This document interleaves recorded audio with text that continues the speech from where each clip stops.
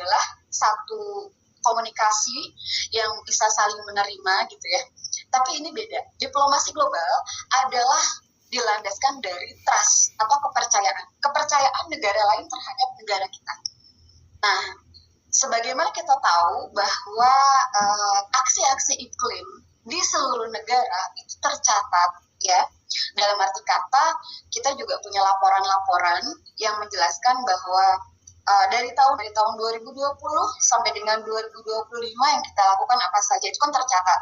Nah, hal ini bisa disampaikan dalam kertas posisi yang nanti kita akan sampaikan di COP, sehingga Indonesia itu dapat diketahui sampai di mana sih sebenarnya aksi-aksi iklim yang dilakukan negara kita, dan layakkah negara kita menjadi negara yang berperan ya dalam pengendalian perubahan iklim global. Di situ saya sebutkan bahwa Indonesia dapat memposisikan diri sebagai bridge builder atau antara negara maju dan negara berkembang yang membutuhkan pendanaan dan adaptasi. Hal yang dipentingkan pada saat ini sebenarnya adaptasi dan mitigasi kan. Tapi pada saat kita berbicara mengenai diplomasi, yang dikedepankan itu biasanya adalah adaptasi. Kemudian dalam diplomasi global terkait dengan COP ini ada advokasi kebijakan, advokasi keadilan iklim juga atau climate justice. Pasti sering dengar kan nama ataupun istilah dari climate justice. Di sini Indonesia bisa mendorong agar pendanaan iklim global benar-benar berpihak pada negara berkembang yang rentan polikrisis iklim.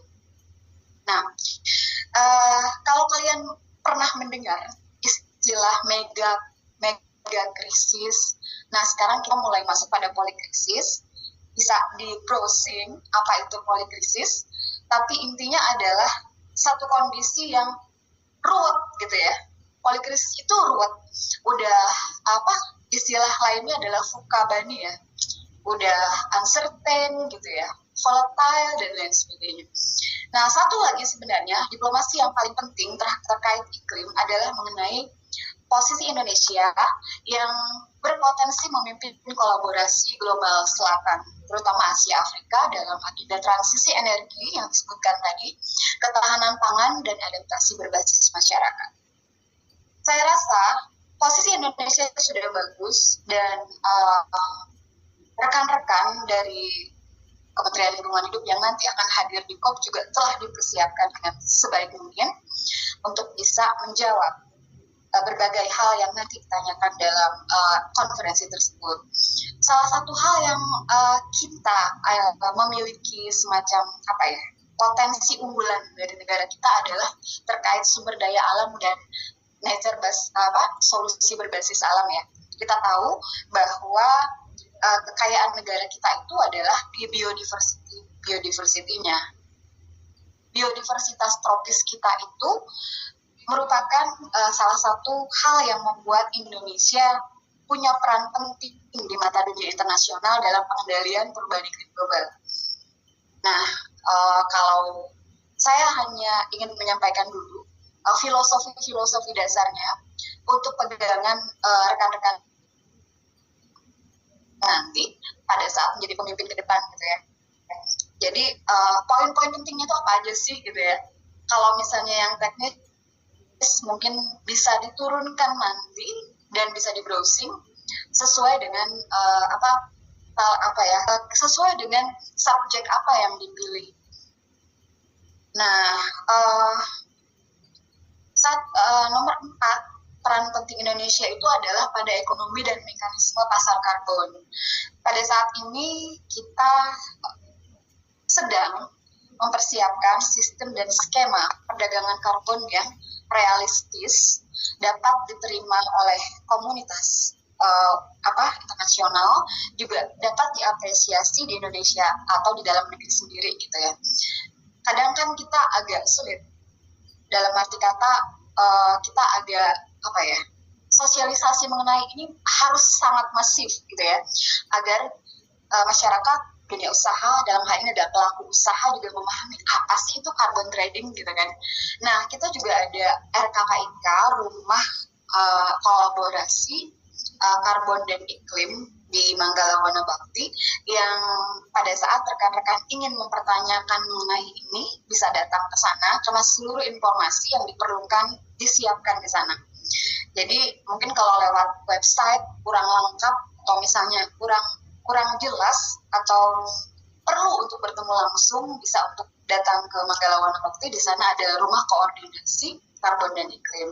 Tapi sebagai informasi juga, Kementerian Lingkungan Hidup sejak tanggal 1 September kemarin itu, halo, apakah suara saya bisa terdengar?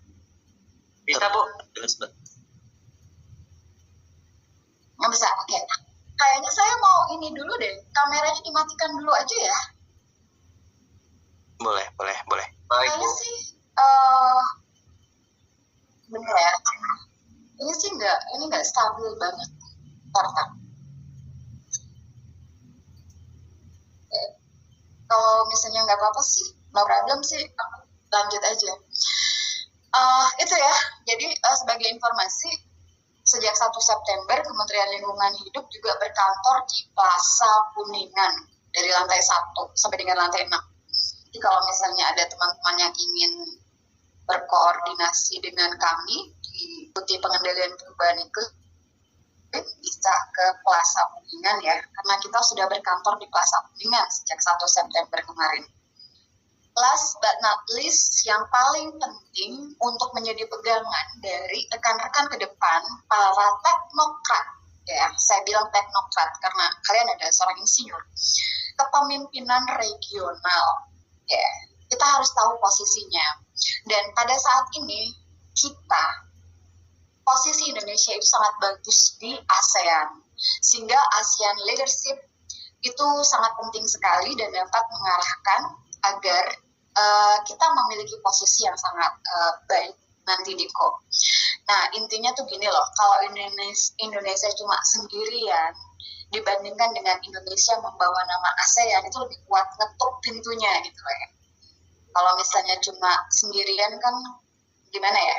Ya, negara-negara besar kan juga banyak. Tapi kalau misalnya kita mengetuk lewat pintu ASEAN leadership, kita bisa lebih diapresiasi. Satu lagi adalah tentang Indo-Pasifik, di mana Indonesia juga memperjuangkan agenda ketahanan iklim untuk negara kepulauan kecil. Ini berkaitan dengan bagaimana menjaga kedaulatan laut Nusantara ya. Ruang kerjanya Kementerian Luar Negeri dan TNI Angkatan. Kemudian ini saya juga pada intinya saya ingin menyampaikan bahwa peran strategis Indonesia menuju COP30 adalah menjadi motor penggerak transisi hijau berbasis keadilan, mengoptimalkan kekuatan sumber daya alam tropis, sekaligus di jembatan diplomasi utara selatan, agar pendanaan teknologi dan solidaritas global benar-benar terwujud. Secara garis besar, saya ingin menyatakan bahwa kita memiliki kesiapan dan kita memiliki sumber daya manusia yang juga tangguh gitu ya di media-media perundingan internasional, sehingga kita berharap bahwa dengan komunikasi yang baik, diplomasi yang tercipta, bisa membuat posisi Indonesia, suara Indonesia didengar, dan kita bisa menjadi negara yang berdaulat secara utuh, tidak cuma sebagai negara, tapi juga dalam kedaulatan iklimnya. Oke, saya nanti akan ada slide yang nanti juga saya share. Ini adalah konsep dasar dulu untuk membentuk pola pikir dan benang merah gitu ya, agar semuanya bisa jadi paham. Tapi ini kok ini banget ya, agak slow networknya nih. Saya rasa itu dulu. Kalau misalnya ada yang ingin ditanyakan, itu bisa kita diskusikan. Tapi poin pentingnya bagi rekan-rekan semua adalah saya menyampaikan ini sebagai pesan bagi rekan-rekan muda yang nanti akan melanjutkan perjuangan pengendalian perubahan iklim di Indonesia. Ini kok susah nutupnya ya. stop share-nya susah banget ya. Iya Bu. Baik Bu, apakah ampun. Itu dulu dari saya. Iya Bu. Nanti Iya, Bu. kita. Oke Bu. Untuk mempersingkat waktu ya Bu, apakah ada kita cukupkan di sini penjelasannya, nanti kita ada satu set pertanyaan itu. Bagaimana Bu? Apakah suara saya terdengar? Oke, silakan. Oh ini iya saya... Bu. Ini. Nah, jadi kita tadi udah muter-muter. Suara saya terdengar nggak? Suara saya terdengar? Iya Bu, terdengar Bu. Terdengar.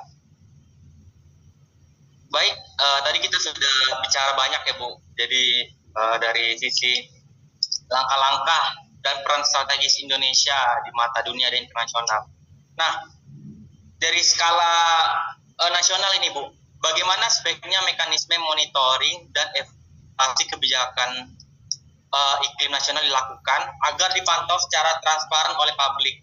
Tadi kan dari sisi Mas Zulhilminya selaku pihak industri ada pandangan sisi pengumpulan data dan teknologi dan segala macam. Nah, dari pandangan Ibu selaku perwakilan pemerintah, bagaimana pandangan Ibu terhadap itu untuk mekanisme monitoring dan evaluasi kebijakan iklim nasional?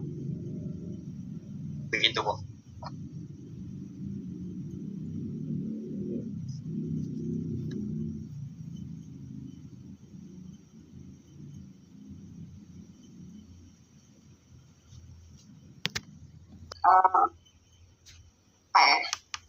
Selain apresiasi, saya juga berharap banyak terhadap para generasi muda ya. Kalau kita melihat kondisi negara kita pada saat ini, dan kalau bertanya mengenai MONEF gitu ya, terkait kebijakan-kebijakan pengendalian perubahan iklim dan juga bagaimana transparansinya, itu memang bisa untuk dibuka ke ruang publik apabila memang hal itu telah dikomunikasikan di internal gitu ya. Jadi sebagai pemerintah pasti kita menjaga hal ini adalah takutnya terjadi mispersepsi atau misalnya takutnya terjadi ketidaksesuaian pandangan dan lain sebagainya. Tapi pada dasarnya open access terhadap ini adalah merupakan salah satu hal yang kita kedepankan, sehingga apresiasi terhadap gagasan, ide dan lain sebagainya dari teman-teman bisa terwujud. Intinya MONEF selalu dilakukan dan kita juga selalu melakukan rapat-rapat internal dan kita juga mengundang stakeholder lainnya untuk juga ikut berpartisipasi di sini. Namun memang untuk data-data tertentu itu permintaannya memang bisa dilaksanakan dengan bersurat misalnya, ya namanya juga birokrasi ya, pasti ada step-stepnya. Tapi untuk website di pengendalian perubahan iklim sendiri, karena kita baru saja berpisah dari Kementerian Kehutanan, kita juga sedang mempersiapkan website yang bisa diakses dengan baik dan cepat gitu ya. Nah, jadi intinya nih setelah kita berpisah dengan Kehutanan, kita mandiri lagi. Tadinya kan Kementerian Lingkungan Hidup sendiri, Kehutanan sendiri, kemudian bersatu, kemudian pisah lagi gitu ya. Ini memerlukan waktu sebenarnya. Nah, jadi tapi saya bisa menyampaikan bahwa teman-teman berprogres secara cepat, karena memang Pak Menteri juga mengharapkan progres-progres dan target-target dari setiap deputi itu bisa diselesaikan dengan tepat waktu. Tunggu saja, dalam 1-2 bulan ini akan kita publish website yang lengkap terhadap tentang pengendalian perubahan iklim. Apalagi kita mau itu ya, pasti bisa. Tapi selain lewat website, saya juga membuka kesempatan untuk berkoordinasi dan berkolaborasi atau bekerja sama, berpartner dengan teman-teman semua pada saat ada informasi yang ingin ditanyakan, mungkin pada saat saya bisa membantu, saya akan bantu. Karena bagi saya, posisi kita semua di era krisis iklim ini adalah kita harus bekerja sama. Itu aja satu. Nggak ada lagi istilah one man show gitu ya. Aku lebih hebat, itu nggak ada lagi. Kalau udah krisis semuanya terdampak. Karena itu maka kita harus bekerja sama. Jangan ragu pada saat mungkin ada informasi yang diperlukan dan itu bermanfaat bagi masyarakat dan itu diperlukan memang untuk aksi iklim yang realistis. Saya bisa bantu, saya akan bantu. Demikian, Mas. Baik, Bu. Bu Lita, sudah cukup ya, Bu. Terima kasih atas penjelasan yang luar biasa. Jadi yang saya tangkap nantinya kita bisa nanti membuka ruang kolaborasi ya, Bu, antar sesama ya penggiat iklim global, climate change, pajak karbon dan segala macamnya. Nanti teman-teman yang hadir di sini bisa ngontak saya, Mas Rifki atau yang lainnya, agar kita bisa sinergi ini. Masalah kita topiknya gede ini, jangkauannya dunia gitu. Ya, jadi kita sedikit banyaknya kita memberikan kontribusi yang sedikit, tapi nanti akan berimpact untuk di masa depan. Gitu ya, Bu? Betul, saya ingin menyampaikan satu hal yang penting untuk ini berapa orang sini? 77 lumayan ya, 77 orang. Ada dua institusi yang terkait memahami iklim secara realistis dari kacamata sustainability. Salah satunya itu adalah mungkin rekan-rekan pernah mendengar apa yang namanya climate reality. Climate reality. Climate reality itu adalah satu NGO yang khusus mempersiapkan generasi muda segala umur seluruh negara untuk siap menghadapi perubahan iklim. Jadi kalian bisa menjadi climate reality leaders dengan mengikuti di climate reality secara gratis online ataupun pada saat nanti ada offline, kalau kalian terpilih bisa ke luar negeri juga. Nah, jadi climate reality ini menurut saya adalah pendamping pemikiran yang sangat baik sekali, karena di sana ada Ibu Profesor Amanda Katili yang juga pakar iklim nasional. Kalau misalnya terhubung dengan climate reality, bagi saya ini adalah satu hal yang paling baik sekali untuk generasi muda. Satu lagi yang tidak kalah penting terkait sustainability dan iklim selain dengan pemerintah, ada satu lembaga yang sangat bagus yang nuansanya adalah kemanusiaan, humanisme. Itu adalah United in Diversity atau UID. Nah, UID ini juga bagus sekali. Jadi pemimpin-pemimpin iklim itu cara berpikirnya kayak mana sih gitu. Sebenarnya materi perkuliahan itu cukup nggak sih untuk menjadi seorang pemimpin iklim? No, belum cukup. Karena sangat banyak sekali, sangat kompleks. Saya rasa itu yang bisa saya sampaikan. Iya.